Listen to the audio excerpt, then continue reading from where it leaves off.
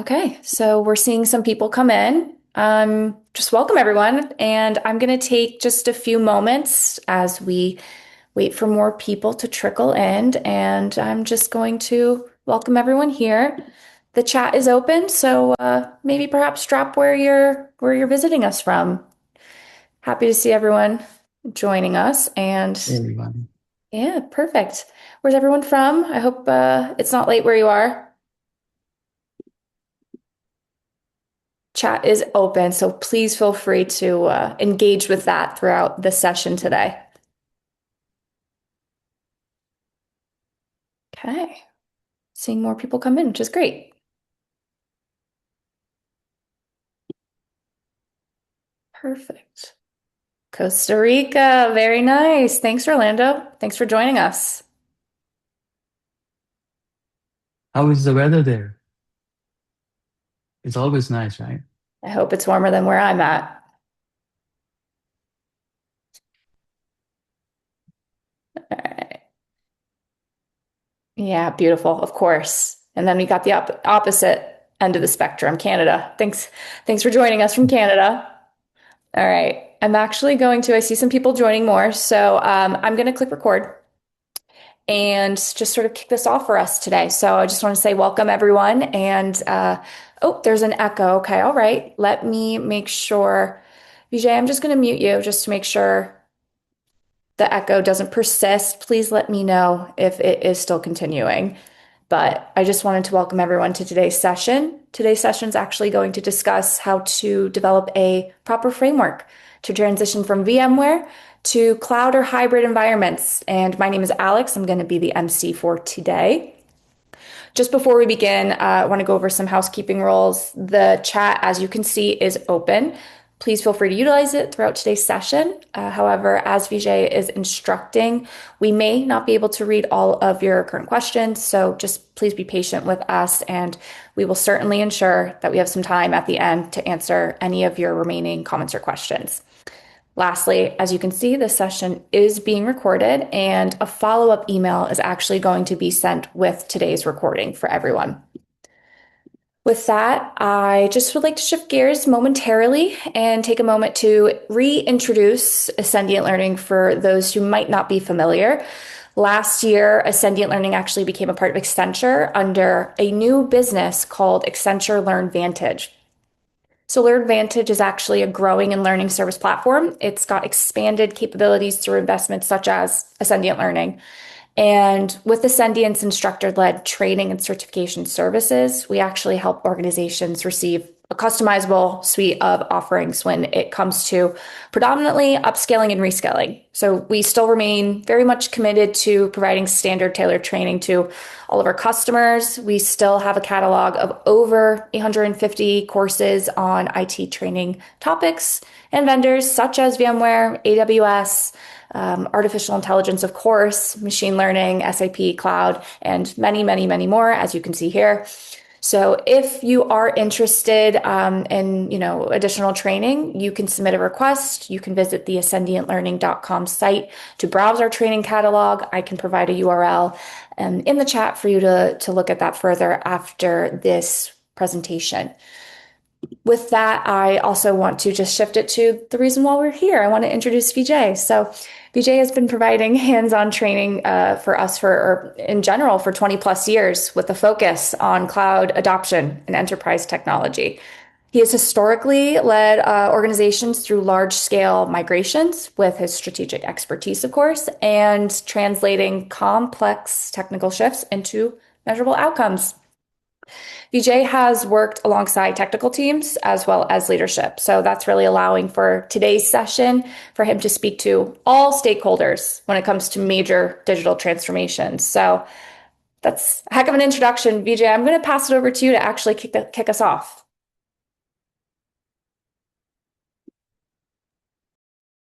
Awesome. Um, Thank you so much for the introduction. Um, Once again, I welcome you all to this session. If you can hear me and if you can, let me just start the presentation side. One moment.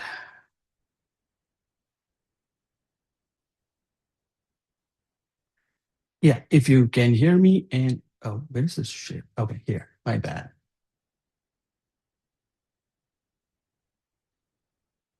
I wouldn't say hear me again, but I believe you can see my screen now.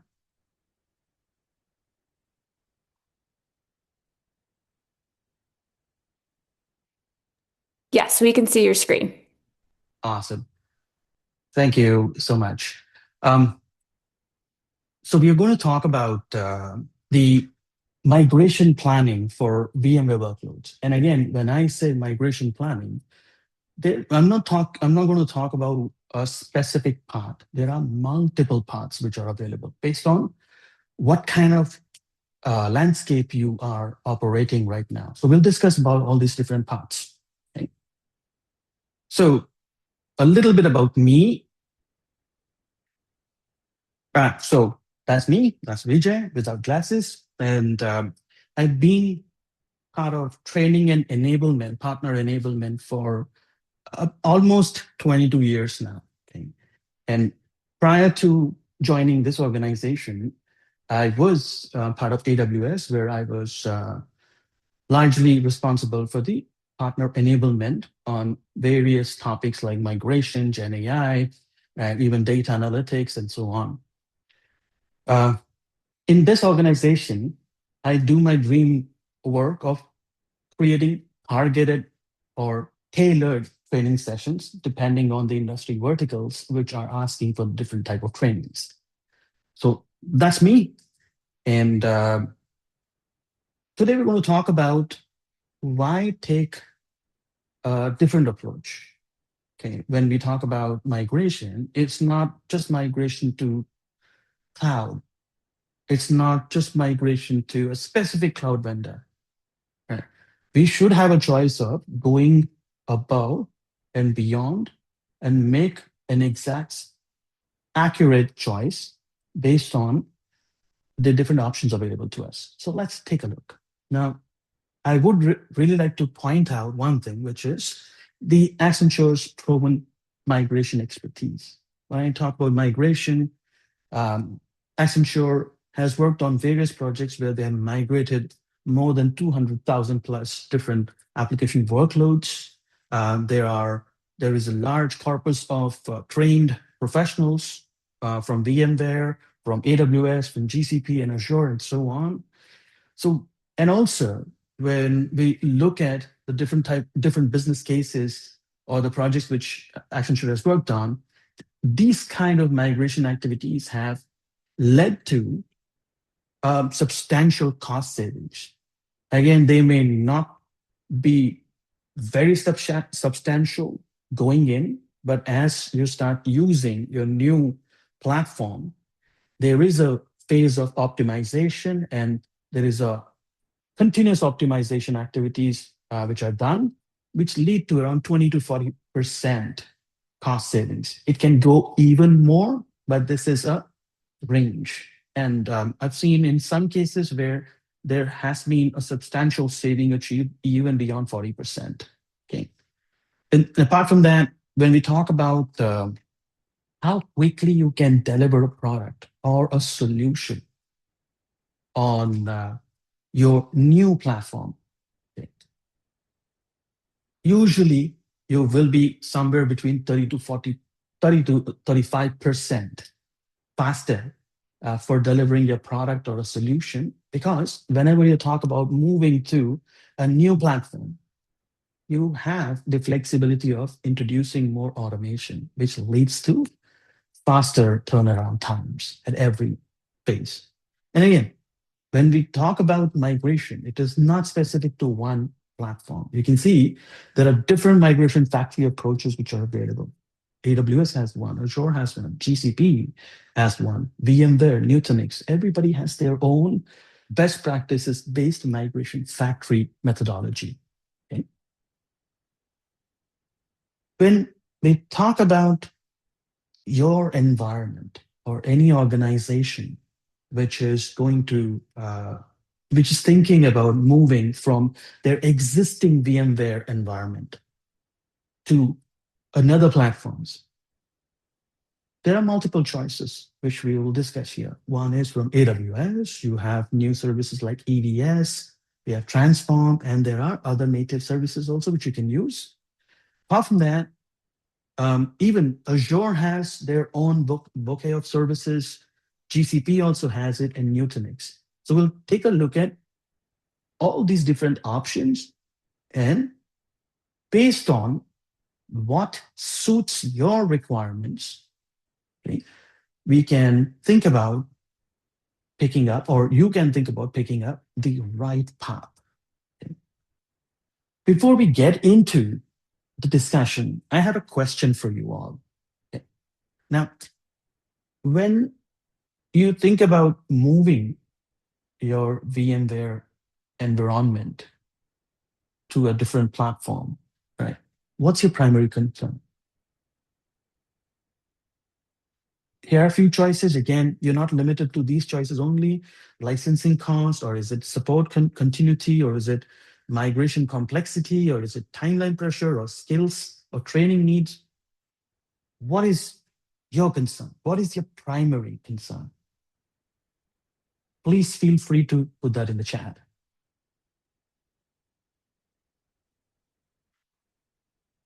Or if you would like, please feel free to unmute your line and discuss about that as well. Means both options are fine with me.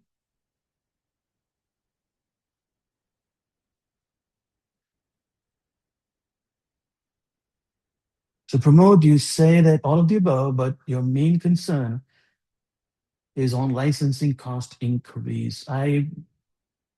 Yeah, I would agree on that point, definitely. Anyone else?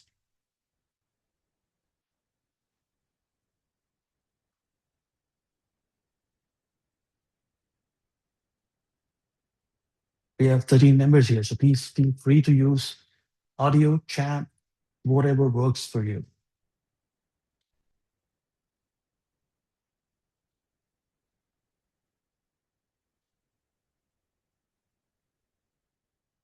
All right, no issues. All right, so yes, there could be a lot of different concerns. Licensing is definitely one, because we are not talking about 10% increase. We are talking about more than 100% increase in licensing cost in quite a few different SKUs here, okay, which are commonly used. Support is another one. Yeah, I agree, Manju. Yeah, yeah, support is another one, right? Because a lot of customers had purchased perpetual licenses, and they were only paying the support and service cost every year. Okay.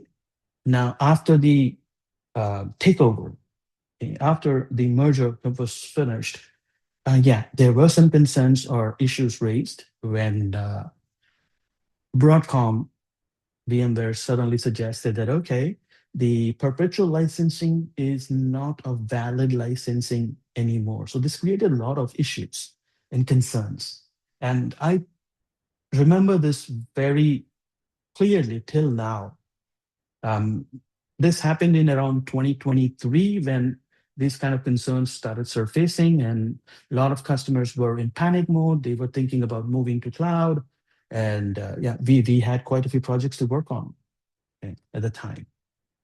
In fact, it started. So panic mode really triggered at that moment. And then migration complexity as well. Now, a lot of times customers may think that, hey, moving to cloud is a complex operation or a project to handle. Okay? It's not necessary it has to be complex. And when customers are in time crunch, they might not have all the information in front of them. But there have been instances where an online gaming uh, services company, which runs your online gambling platforms, they were able to migrate under, I mean, it's all their workload from their traditional VMware environment onto AWS in one of the scenario under 15 days. Okay. And all the platforms were fully operational. while this migration was happening. So there are some short-term fixes available, and then there are certain long-term fixes also available. So we'll take a look at both of them here. Then we talk about timeline pressure, like I was mentioning, right? Maybe your customer is up for license renewal. When I say license renewal, it could be for VMware licensing. It could be, let's say, your data center lease means renewal. It could be even your different database license cost, license renewal as well. So there could be a lot of these uh, point in time scenarios which might crop up, and you may not have ample time with you to take a very informed decision. Plus, the other thing is the skills and training needs. Moving to cloud may be easy, okay, but I'll give you a scenario. I've taught VMware for more than a decade prior to AWS. Okay. I can say the right click, the fifth option is edit settings.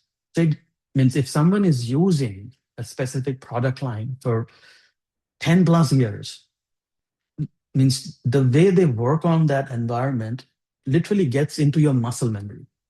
You know, right click, scroll down the mouse to a certain level. You can, means a lot of people can really do it blindly as well. Okay. But suddenly you tell them, hey, no, we are going to a different platform, then that's a problem because they may not know how to manage the environment post migration. That means the day after the handover is done or the day on the of the handover, how to operationally ensure that your environment is fully functional and all the services and applications are working. If there are any issues, how to troubleshoot, they may not have clarity. And when you don't have clarity, what happens? Fear of unknown creeps in, and that creates another challenge. We all know that for a successful migration, even the organizational culture also needs to change. And when I say culture, it comes from the staff. And when they are comfortable with the new technology, then the project is going to be much more successful. So these are a few concerns which a lot of customers share. And that's why I thought maybe I should put it on the slide for all of you to make a choice. Okay. But tech means, to be honest, there will be a primary concern. And when you go through further discussions, all the other concerns which I listed here slowly surface. Okay. Now, what are we going to do today? So today we're going to look at the challenge. And we'll start with the challenge. Okay, what led to this situation? Why are we even talking about it? And then we'll talk about the workload landscape. Then we'll get into the crawl, walk, and run strategy. Because yeah, we can do a big bang approach of migration. Yeah, and that's also possible. But again, if we want to be more careful, more risk means measured, and we go want to work on step-by-step activities which ensure that the risk is minimized, then probably a phased approach is much better. So we'll talk about that in crawl, walk, and run methodology. Then the most important thing for me is the workforce transformation. And so we'll have a look at what are the options available from Sentient Learning, which is LearnVantage now. And we'll take a look at different trainings and see which trainings are more relevant for which pathways. Okay. Later on, we'll have some time for Q&A. I would request you all to please ask questions whenever they appear. Okay. Whenever you think about a question, yeah, feel free to put that in the chat or raise your hand. We will be more than happy to answer them as we go along. Okay.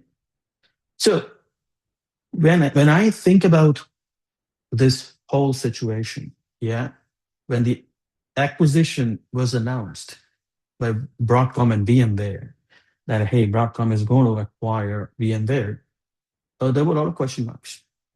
I mean, we thought, oh, this would be challenging, right? And as the licensing changes were done, as the reselling agreements were renegotiated, perpetual licensing was treated differently, and so on. Concerns kept on growing. But there was other part as well. Okay. It also created opportunities. Now, when I say opportunities, it is not just for Accenture. Okay? It is also for the customers or the accounts where you have a large user base and a large portion of your infrastructure running on VMware. Why? A lot of times, organizations follow a strategy called as if it's not broken, don't touch it. Okay. Now, this was kind of broken. When you are going to touch it, why not optimize at that moment? Because there will be a lot of pending items, ways to optimize the workflow and so on, right? There will be an opportunity for app modernization. There will be an opportunity for going serverless and so on. Probably while you're migrating, this is a good point to start from. So that is an opportunity which got created by itself. Okay, so that's something which I like to think this whole situation as the outcome of the whole situation. And based on that, I thought, okay, let's talk about the challenge and then we'll look at the opportunities. So we all know everything started somewhere in 2023, end of 2023, where um, Broadcom made an acquisition deal to acquire VMware. And then as they went into Q1 of next year, 2024, they started making some licensing changes where they moved from uh, the licensing SKUs, which are already used by VMware, primarily into subscription models. Okay. And that was not it. Apart from that, they also increased the licensing cost. Like I mentioned, minimum I've seen is 100%. So it has gone up to 300% as well. Okay. That's too much, I would say. Yeah. And that's why customers started thinking, okay, if not this, then what? Okay. And by this time, I was already working on different trainings while I was part of the previous organization. Uh, to I was delivering trainings on VMware Cloud on AWS at the time, saying that, okay, if you have to do the migration, this migration is going to be seamless. Why? Because AWS will have their bare metal infrastructure where vSphere ESXi will be installed with vCenter, and then there will be an SCDC available for you. Okay. And then you just link up your vCenter and the vCenter from the AWS side on VMware Cloud on AWS, and the migration is as simple as the live vMotion. It was quick, extremely fast. But then in May, to be accurate, in April, actually, okay, where they said AWS cannot resell VMware Cloud on AWS service licenses anymore. So the panic had already started in Q1. It increased again in Q2. And by mid of 2024, yeah, everybody had to come up with different offerings. So you can see that from AWS side, there was a service launch called as Elastic VMware Servers. Okay. Then, apart from that, even Google launched it. Apart from that, even your Azure also launched service, that is ADS. And then even Nutanix came up with their service during this time. And just coming up with these offerings was not enough. They also came up with different tools and utilities which can help you move from point A to point B. Because when I talk about moving from VMware, although to another side as well, means also as VMware, you still have a lot of intricacies and complicated scenarios like NSX firewall rules. Who's going to translate them? Who's going to recreate them? Earlier, it used to be that you copy the flat file, put it here, parse it, and then pass it through a Python script, which will create the rules on the destination side. But that was too much of details in the CLI. Things can go bad. Things can go wrong. Okay. So there were other tools also which were created to help you with a smoother migration. Okay.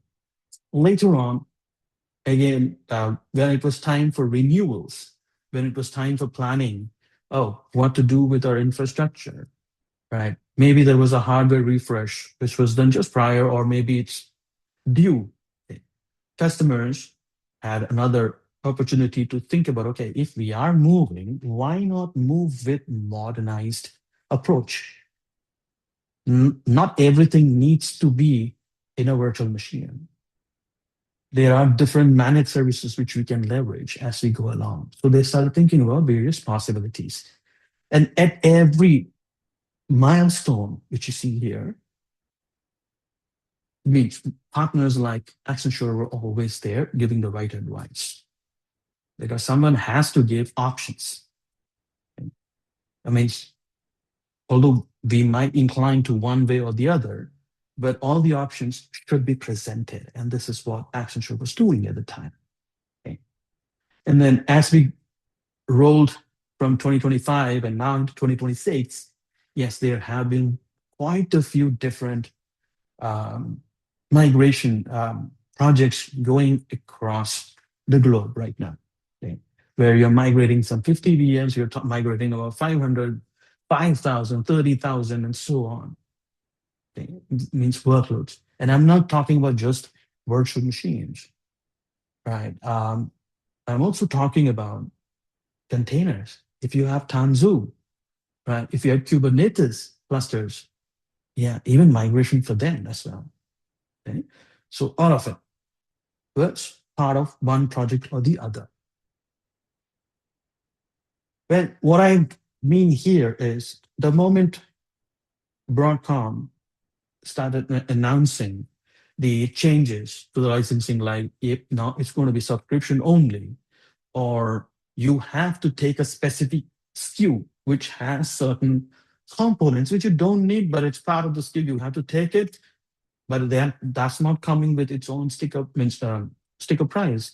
That's increasing the cost of what you actually need as well. So that's I just thought maybe I should put forced bundling, because bundling was also increasing the cost of the overall licensing.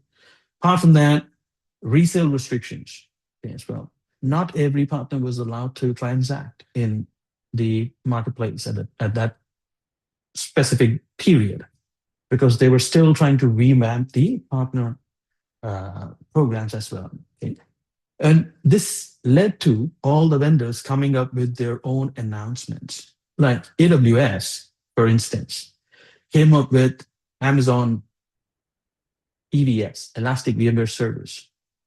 So in AWS environment, on the bare metal, you have VCF installed, and now you can connect your vSphere environment with the vCenter in the VCF environment, EVS on the AWS side, and then do the migration. Okay. And when you have ample time, then you can think about modernization and get into cloud native services. This was a virtual machine, a VMware virtual machine. It will still remain as a VMware virtual machine. Okay. It's an intermediate solution. That's how I would like to put it. Then came AWS Transform. Well, this also made a big change. Okay. In fact, it was evolving up to the mid of 2025, where your AWS Transform service could talk to the vCenter server, look at the inventory. It could talk to the NSX controllers, look at all the rules. It could look at your storage situation as well, and then come up with a plan. It could do wave planning as well.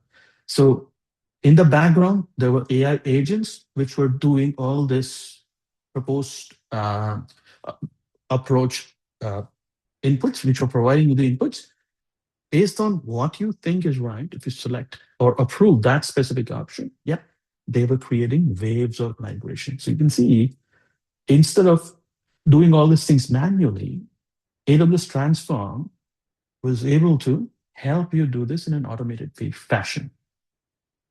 This was a very interesting approach of the agentic AI for the first time when I saw it. Okay, it was really in action.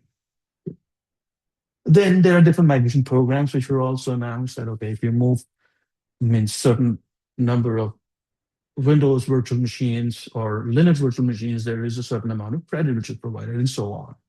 Okay. And apart from that, Google Cloud also came up with their own solutions, like migrate to VM and GCDE enhancements so that you can migrate the containers. Then they also came up with orchestration ability for multi-cloud designs as well. Okay. And Azure came up with their AVS, Azure VMware solution enhancements. Azure Migrate was a great tool, which actually got revamped at the time. Okay.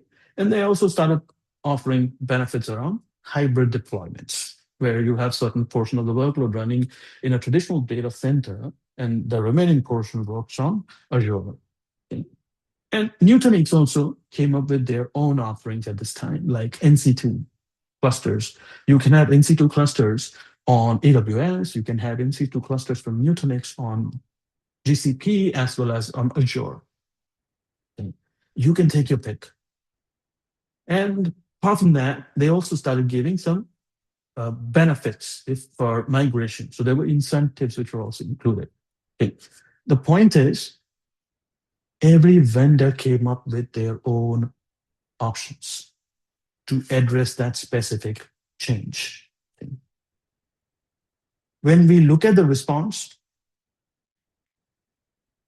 the few things which I felt was very important is the number of VMware customers who are thinking about their infrastructure strategy. So they're reevaluating their infrastructure strategy, right? Where maybe they have to extend the colo lease, or they have to retire and refresh their data center equipment, okay, or they're about to get into the license renewal cycle. So these are the trigger points. Okay. So they are thinking about it. So 60% of VMware customers is a big corpus, very big corpus, right?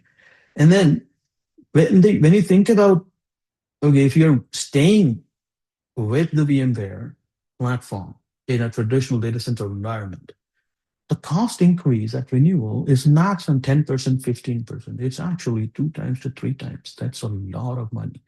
Okay, again. So that really forces an organization to think about it. In some cases, it became unaffordable for certain customers. Okay, and then this is public knowledge. When you look at the different kind of news coming from the market, you see that a lot of organizations have reported saying that, okay, the license cost has increased between 100 to 300%. Depends on the size of the deal and everything else there. Okay. Now, what are the observable trends? So this statistics show you the problem statement. And this side, the observable trends, okay, are talking about what's happening in the market as a response to them, right? So accelerated timelines.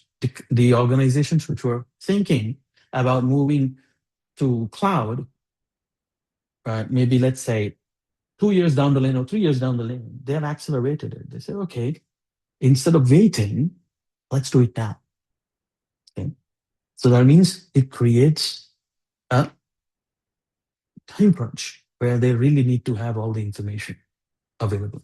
Then multi-cloud strategy as well. Earlier, everybody used to say that move to cloud, but it was very rare that customers used to say that we should stick to, we should go across multiple clouds, so we reduce the dependency.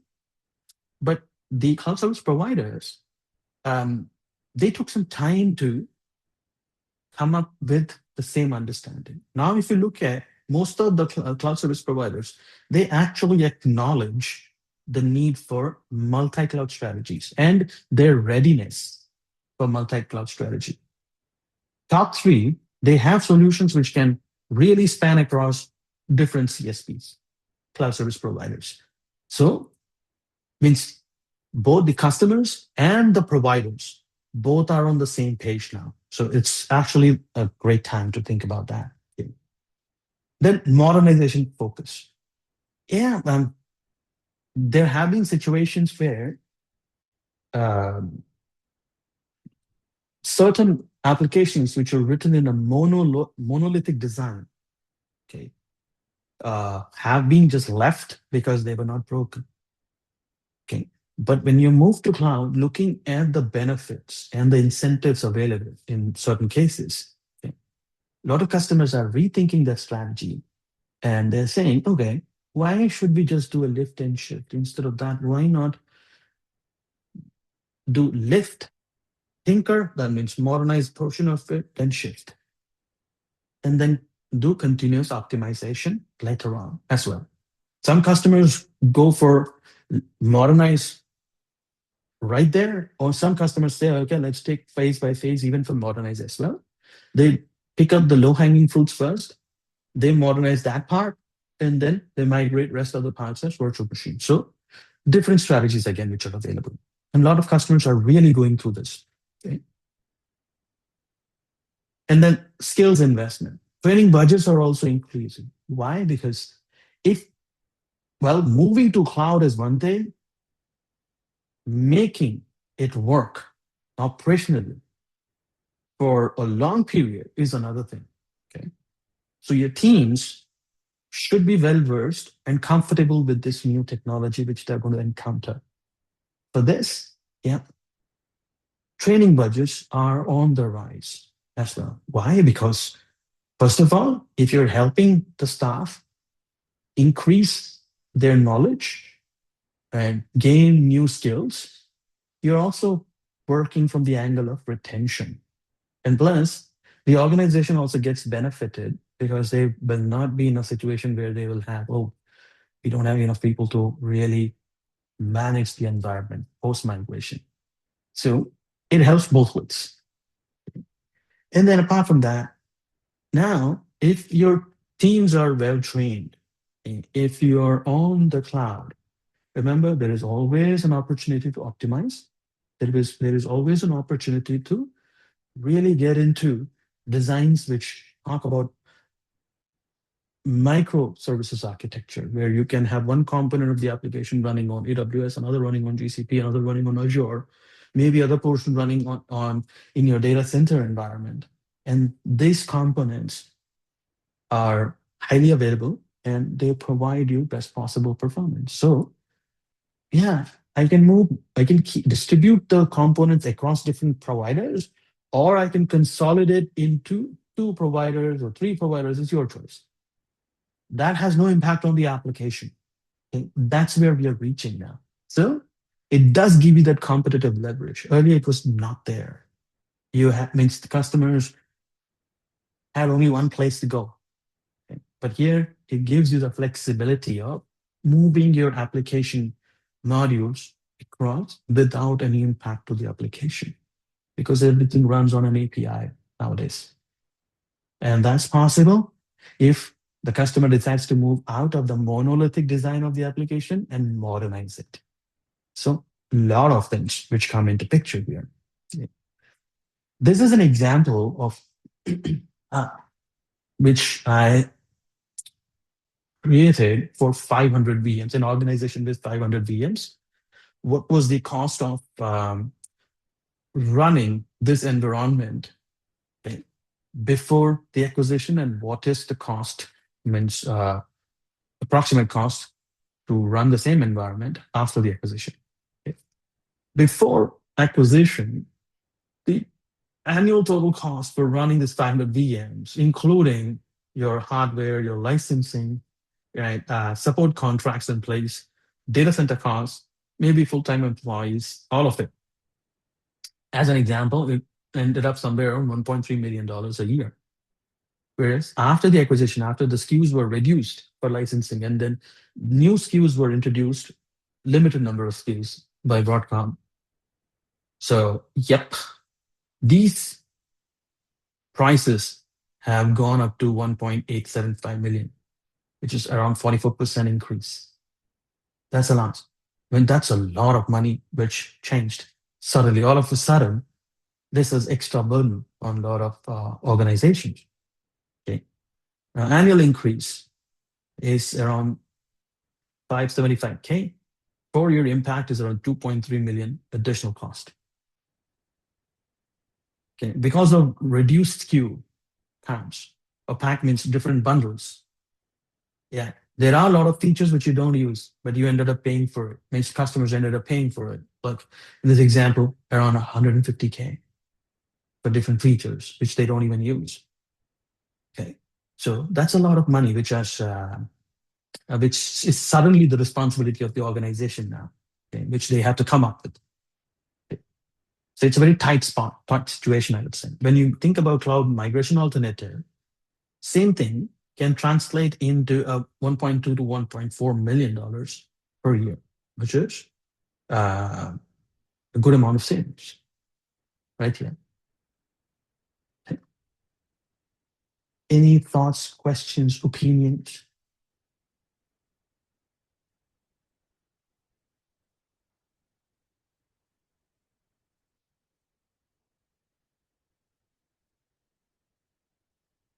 Wow, yeah, that's reality now, right? You can see that.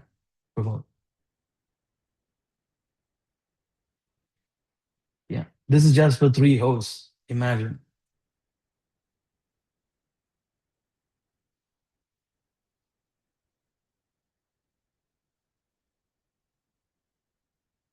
And if you think about it, even VCF 9, the minimum hardware requirement has also gone exponentially up. And it's not same, or it's not a little bit of increase in the resources that you need only 10% of extra RAM or 30% of extra RAM. I've seen situations where you have to run scenarios. You end up in scenarios where you have to run different virtual appliances as well, part of the VCF, which you may not need. Pramod, you say Microsoft Focus Workshop, sorry, Shop, for us, is more looking at migrating to Azure. Yeah, absolutely. I totally understand that because you will see immediate savings right there. So beyond the cost, right? What are the other challenges? Vendor lock-in risk. That's a big one. Okay. Now you might say that, okay, won't we have vendor lock-ins when we go to cloud? Not necessarily. Yeah. So when we talk about vendor lock-in, you're thinking about your platform, orchestration platform, which is now what? VMware, you're stuck. Okay. When you have this single vendor dependency, ability to negotiate goes down. That's one. Okay. And then there is limited flexibility for workload optimization. What are you going to change? Okay. You can only change CPU, memory, network, or disk.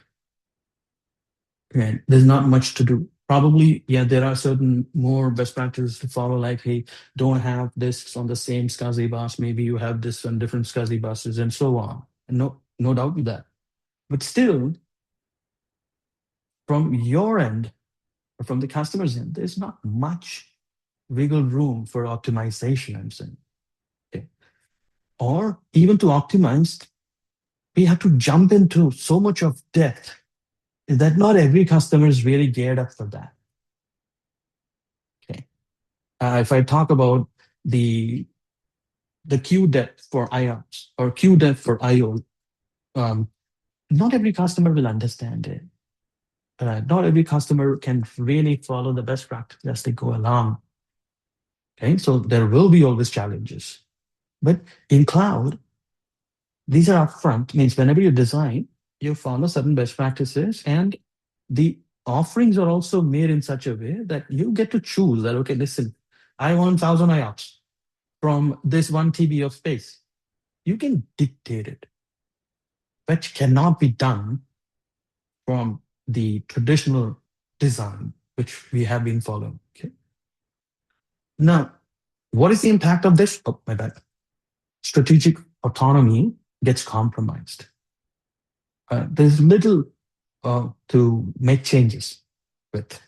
Okay. That's a big thing which I am always worried about. Okay. So these were few things which I wanted to talk about and how we can help. Right. We also have things like when decision pressure meets strategic planning. Okay, what is the issue there? Okay. So you have immediate pressures within 0 to 6 months. That means you have to take a call right now. Near-term pressures, yeah, that's in the queue. And then strategic, that is 12 months, 12 to 24 months down the lane. Okay. So when we talk about different options, oh, my bad, which are available, let me show you that.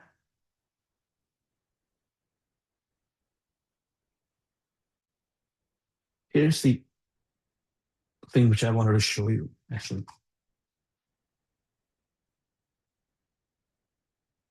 Now, how would you migrate? Now, there are two ways to deal with this. One is Big Bang approach versus crawl, walk, run approach. Okay. Big Bang, you go all in. Okay. So the big risk is either you don't do anything or you go all in. That's a risk, always. Late discovery of issues, because then you might say, oh, no, some application stopped working. Okay. So you will realize it probably 25% down the lane. So Big Bang approach carries this risk of discovering the problem very late in the game.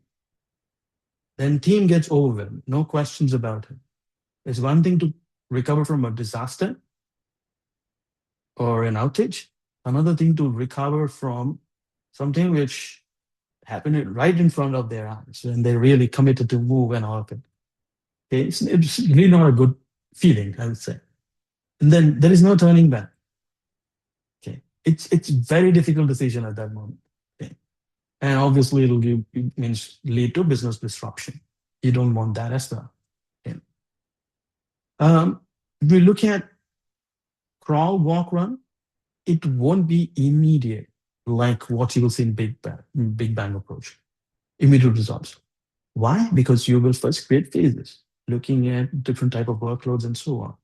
And then you will create risk plans, risk management plans for each phase. Then you will know that, oh, in phase one, this was the issue which happened. You detected it, you fixed it, and that means got into your optimization of the next phase planning. It means implementation of the next phase and so on. So you deploy a minimum viable plan, you learn from it, you update the next level of plan, you optimize that, and then you run that, and that's how you get into a full mature deployment cycles. Okay. So that's why it's also called as progressive skill building. Okay. And then you can adjust the course as needed. Because there is always a point where you can say, hey, let's stop and let's make few changes. And this will lead to zero business disruption as well. Okay. In crawl phase, the first thing which we all do is create a clear roadmap, saying that, okay, we'll first identify all the applications, then we'll create the wave priorities, then we'll talk about dependency mapping so that we know, okay, what goes into each wave and so on. And then we will put timeline with milestones. So you can see that you are actually creating a proper structured approach here. Then we go into business case where we look at, okay, hey, if we go with this plan, what is our total cost of ownership 3 years down the lane or 5 years for this 5 years or for this 3 years? You will do this analysis. Okay. Apart from that, you will be having the autonomy to even do cost comparison across platforms, not even across platforms. Within platforms also, you can do cost comparison between different options available. Then you can even look at your expected ROI and then the payback period. And while you're planning all this, obviously, you would have information about all the risk and you would have done the risk assessment at the stage. And when this goes to the senior leadership, they see that, okay, it's a phased approach. They don't have to, means the organization doesn't need to shell out millions right now, all of together. It is a phased plan where means The budget is released in phases. It gives a good confidence. And when you plan things at this level, the chances of success also goes beyond double. Okay. And then readiness plan. Now, when you talk about readiness plan, you look at skill gap. Okay. And then you look at what kind of training program we need. You look at how to change the team structure as well. Okay. And then what success looks like. What are the metrics? You also think about that. Because everybody would want to know that if I move here, what do I gain at the end of the day? Then comes your walk phase. This is where you will do pilot. Okay. And then you will look at, okay, if this minimum viable plan was successful or not, what tweaks are needed. Okay. So you understand from that. And then you optimize the next phase. You deploy that, then you optimize the third phase, and so on, actually. Okay. Chances of failure reduces drastically. I shouldn't say drastically, it's a bad word, dramatically. So, okay. And then once you know that the phases are going smooth, then you can see different waves coming through. So you are now doing production migration at scale. Okay, that's why it is crawl, walk, run. Okay. And it's something which is very common. Why? This logic works everywhere. It is not tied to AWS or it's not tied to Google Cloud now. This logic works across. AWS, when you talk about crawl, you have application discovery service. You have AWS Transform, which will do the discovery for you. And then if it's standard VMware, probably a lot of customers still do, your RV tools output, all works fine. Okay. When you talk about walk phase in crawl, here you have Azure Migrate Appliance. In Google Cloud, you have Stratozone Assessment. Okay. And then in Nutanix, you have Extra Assessment and NC2 Planning. These are the different tools and capabilities which will help you during the crawl phase here. In walk phase, you can run an EVS pilot. Means you can quickly do a migration from what means your existing VMware environment into your Elastic VMware service on AWS. Because on the other side is also it's VMware. So it's just moving a virtual machine from this side to this side. Right click, migrate. Okay. You can do HCX testing as well. Okay. Apart from that, here you have AVS pilot, you have migration testing. Every solution has their own pilot and testing approach. Okay. You have Nutanix move testing, all of that.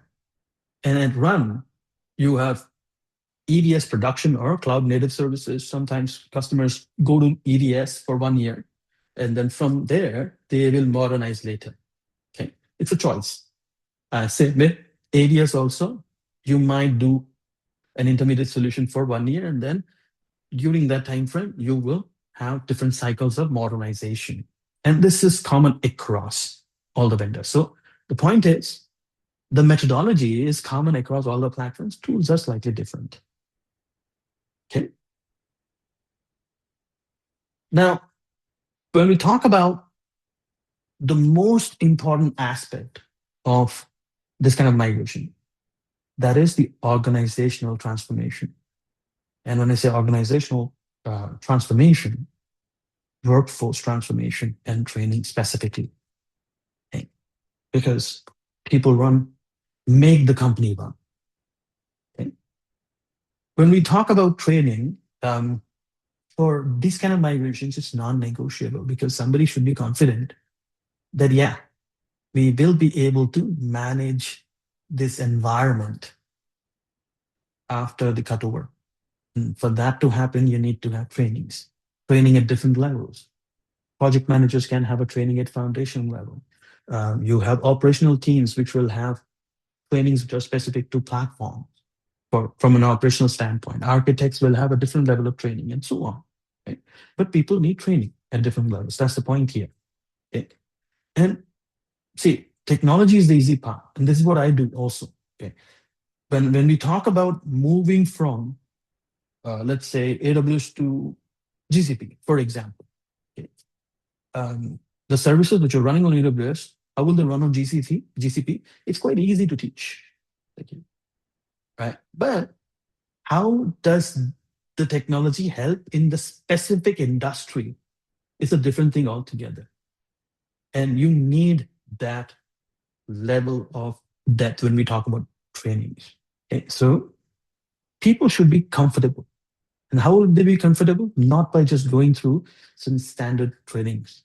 They will need certain baseline trainings, and then on top of it, tailored trainings, which are very specific to their environment.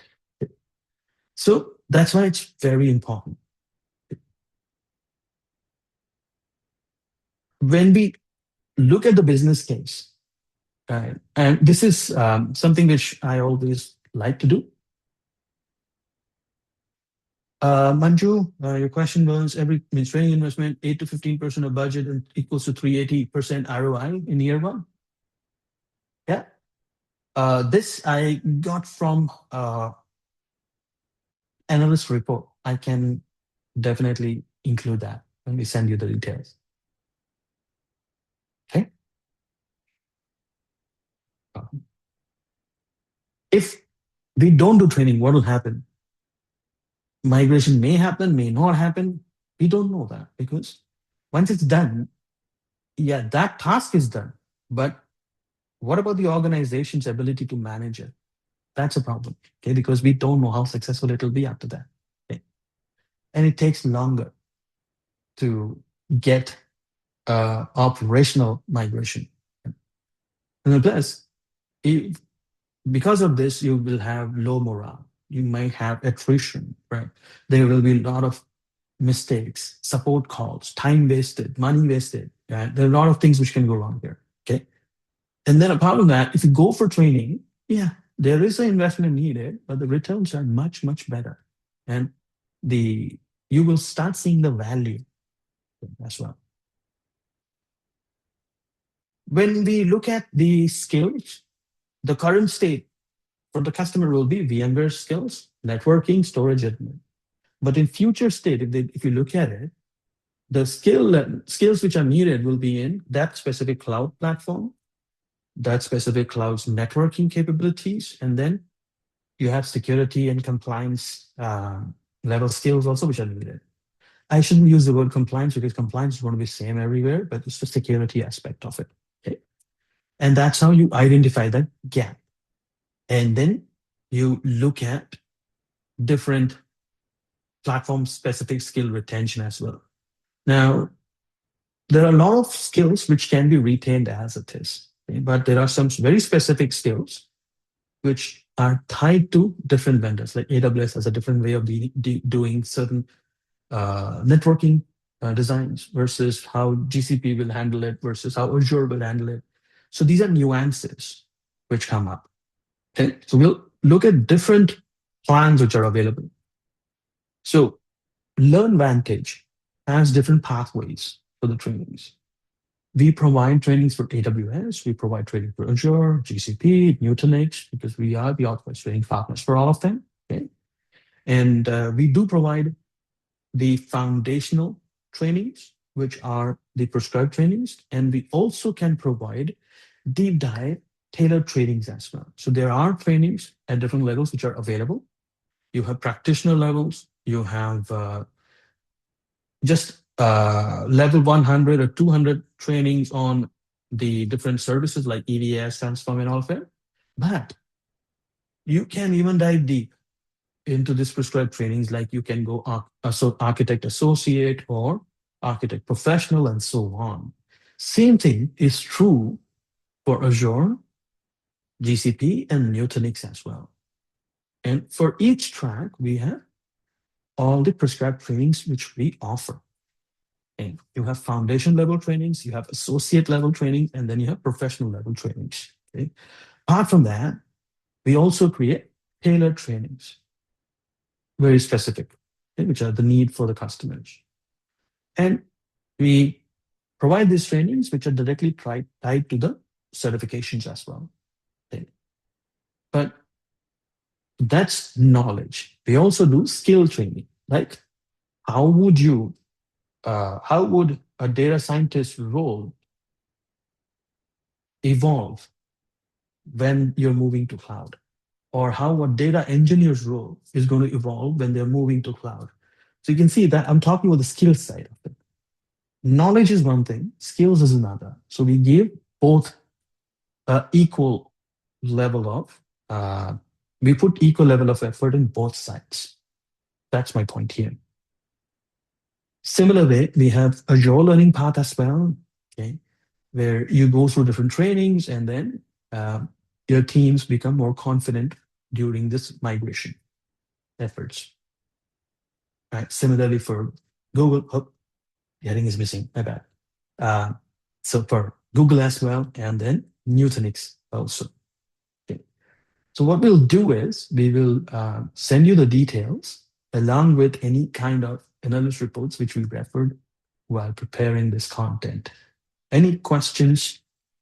I'll be here.